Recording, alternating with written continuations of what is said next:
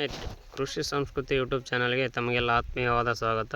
ಇವತ್ತಿನ ದಿನ ನಿಮಗೊಂದು ವಿಶೇಷವಾಗಿರ್ತಕ್ಕಂಥ ಮಾಹಿತಿಯನ್ನು ಹಂಚಿಕೊಳ್ಳಲಿಕ್ಕೆ ನಿಮ್ಮೊಂದಿಗೆ ಬಂದಿದ್ದೇನೆ. ಅದೇನಪ್ಪ ಅಂದರೆ, ವಿಶೇಷವಾಗಿ ಮರಗಡ್ಡಿಯನ್ನು ಮಾಡೋದರಿಂದ ಯಾವ ರೀತಿಯಾಗಿ ನಮಗೆ ಅನುಕೂಲಗಳಾಗ್ತವೆ, ಹಾಗೂ ನೋಡಿ ಈ ಒಂದು ಕಾಂಡ ಎಷ್ಟು ಬಲಶಾಲಿಯಾಗಿರ್ತದೆ. ಈ ಕಾಂಡ ಒಂದು ಅತ್ಯಂತ ಹೆಚ್ಚಿನ ಒಂದು ಬಿಗಿಯಾಗಿ ಮತ್ತು ಪೋಷಕಾಂಶಯುಕ್ತವಾಗಿ ಇರೋದರಿಂದ ಯಾವೆಲ್ಲ ನಮಗೆ ಲಾಭಗಳಾಗ್ತವೆ ಅನ್ನೋ ವಿಷಯದ ಬಗ್ಗೆ ನಿಮಗೆ ಇವತ್ತು ತಿಳಿಸ್ಕೊಡಲಿದ್ದೇನೆ. ಹಾಗೂ ಮರಗಡ್ಡೆಯನ್ನು ಮಾಡೋದರಿಂದ ಈ ಒಂದು ಕಾಂಡ ಅತಿಯಾಗಿ ದಪ್ಪ ಇದ್ದರೆ ನಿಮಗೆ ಎಷ್ಟು ಅನುಕೂಲ ಆಗ್ತದೆ, ಇದರಿಂದ ಎಲ್ಲ ಯಾವ ರೀತಿಯಾಗಿ ನಮಗೆ ಅನುಕೂಲಗಳು ಮತ್ತು ಅನಾನುಕೂಲಗಳ ಬಗ್ಗೆ ತಿಳಿಸ್ಕೊಡ್ತಾ ಇದ್ದೇನೆ. ಮೊದಲನೇದಾಗಿ ನಾವು ರೇಷ್ಮೆ ಮರಗಡ್ಡೆಯನ್ನು ಯಾಕಪ್ಪ ಮಾಡಬೇಕಂದ್ರೆ, ನೀರಿನ ಒಂದು ಕಡಿಮೆ ಸೌಲಭ್ಯಗಳಿರೋವಂಥ ಜಾಗದಲ್ಲಿ ಹಾಗೂ ನಿರ್ವಹಣೆಯ ಒಂದು ಖರ್ಚು ಸಹ ಕಡಿಮೆ ಆಗ್ತದೆ.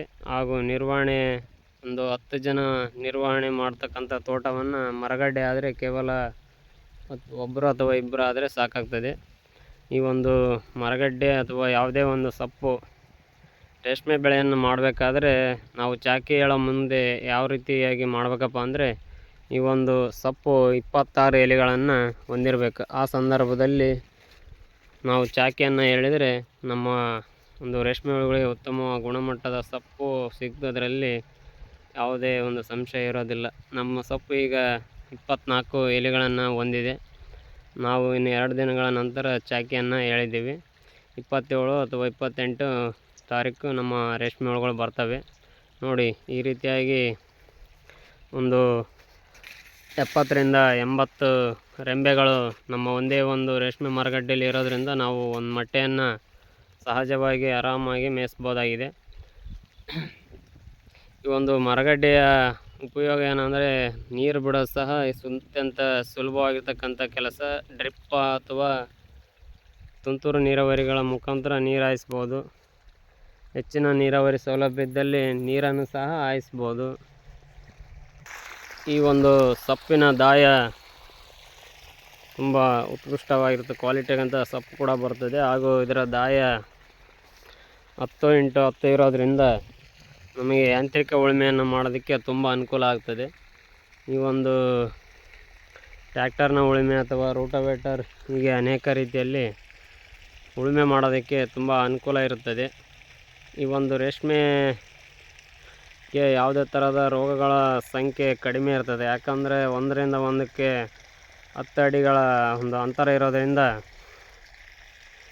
ಹೆಚ್ಚಿನ ಗಾಳಿಯ ಪ್ರಮಾಣ ಹಾಗೂ ಬೆಳಕಿನ ಪ್ರಮಾಣ ಬೀಳೋದ್ರಿಂದ ಇಲ್ಲಿ ಒಂದು ರೋಗ ಬಾಧೆ ಕಡಿಮೆ ಇರುತ್ತದೆ.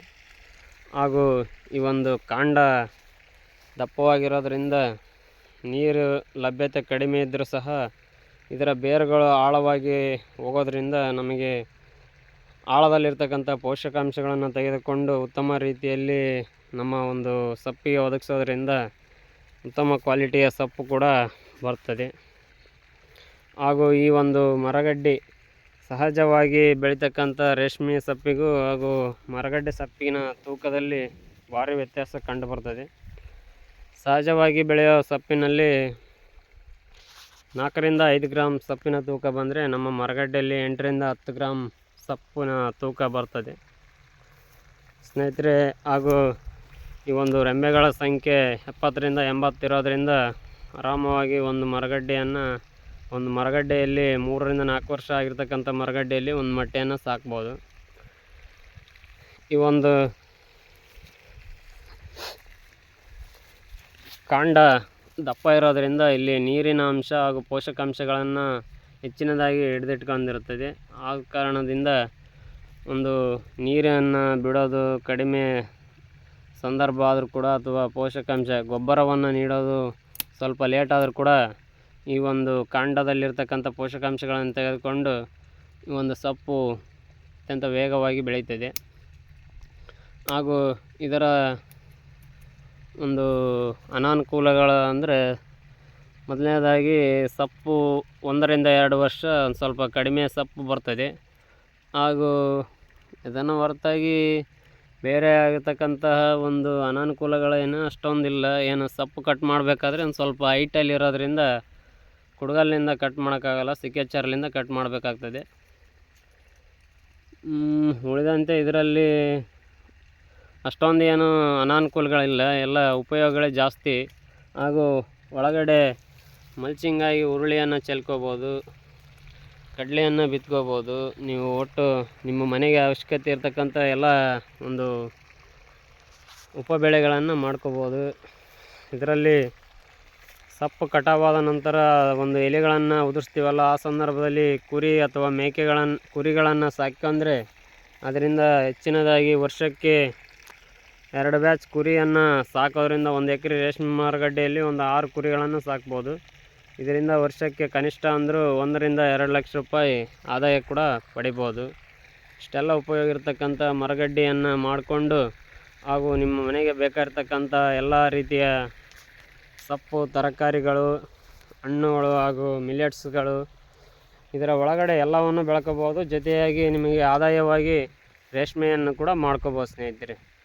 ಇದರಿಂದ ತುಂಬ ಅನುಕೂಲಗಳಿವೆ. ಇನ್ನು ಹೆಚ್ಚಿನ ಮಾಹಿತಿಗಾಗಿ ನಮ್ಮ ಚಾನಲನ್ನು ಸಬ್ಸ್ಕ್ರೈಬ್ ಮಾಡಿ, ಶೇರ್ ಮಾಡಿ, ಲೈಕ್ ಮಾಡಿ. ಧನ್ಯವಾದಗಳು. ಹಾಗೂ ಮುಂದಿನ ವಿಡಿಯೋದಲ್ಲಿ ಇನ್ನು ಇದರ ಬಗ್ಗೆ ಹೆಚ್ಚಿನ ಮಾಹಿತಿಯನ್ನು ತಿಳಿಸ್ತಾ ಹೋಗ್ತಾಯಿದ್ವಿ. ಧನ್ಯವಾದಗಳು.